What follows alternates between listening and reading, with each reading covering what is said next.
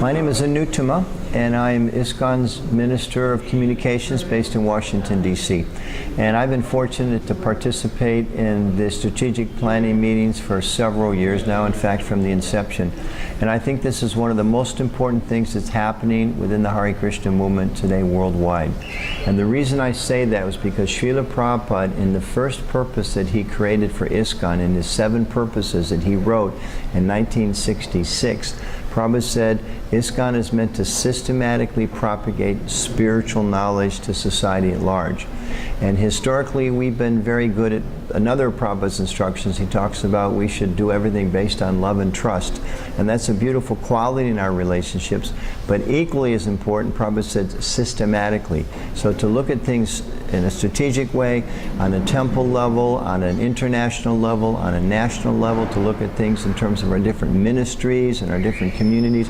How can we strategically achieve the goals we have for our communities? To try to care for our people, to try to share the Krishna consciousness tradition, to try to expand our temples, to try to distribute more books, all the different goals that Prabhupada gave to us.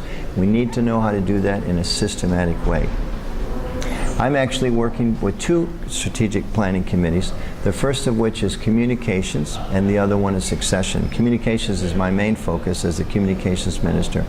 And we're looking at all kinds of issues in terms of how do we help link the society together more effectively. We've got temples on every continent in the world and most of the countries, and how can we set goals and understand more clearly how to define ourselves to the society at large, how do we communicate within our own communities, and most importantly, how do we reach out to governments? How do we reach out to different religious organizations? How do we reach out to the Hindu communities? How do we reach out to the media in such a way that they can better understand who we are, what are the contributions that we make to society, and that we can work in a win-win way with these different communities or audiences, as we say, to help uplift the society socially and definitely spiritually in the way that's to everyone's benefit by making positive contributions from our society and have people understand what those contributions are. That needs to be done strategically and systematically, as Prabhupada said. Would you like to say a word about the atmosphere this year at The atmosphere of the strategic planning meetings is always a very uplifting one, primarily because we're looking at ISKCON from outside the box. Generally, we have a tendency to kind of follow into a routine, every one of us, world round, of how we do things, how we think about things. And strategic planning is all about stepping back for a few days and saying, well, what are some other ways we can look at these things? What are some other resources from the tradition?